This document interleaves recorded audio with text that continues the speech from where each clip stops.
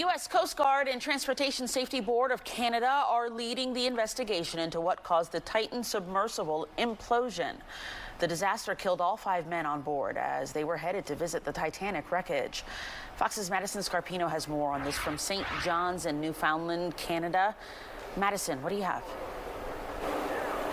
Christine, the deadly implosion involved the American-made OceanGate Titan sub, which launched from a Canadian ship in international waters. So this is a complicated multinational investigation, and the main goal is to figure out why this happened and if any laws were broken.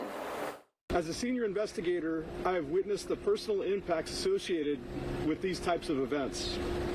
And my primary goal is to prevent a similar occurrence by making the necessary recommendations to enhance the safety of the maritime domain worldwide.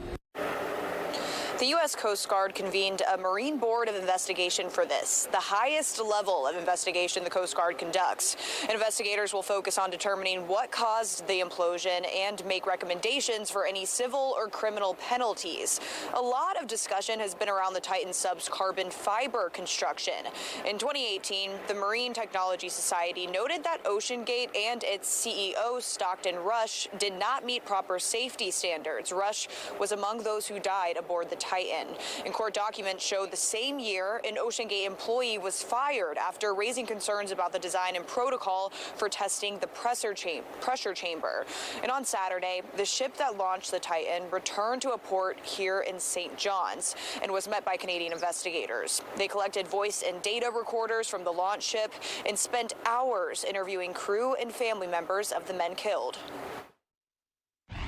Just like voice recordings, the content of witness interviews are protected under Canadian law. But I think anybody can imagine that it's difficult, the circumstances they've been under for the last few days, and we have to understand that that's going to affect particularly the families who've lost loved ones.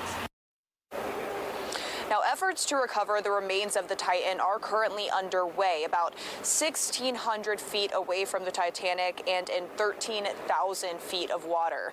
TSB Canada says that their investigations typically take 18 months to 2 years. In St. John's, Canada, Madison Scarpino, Fox 5 News.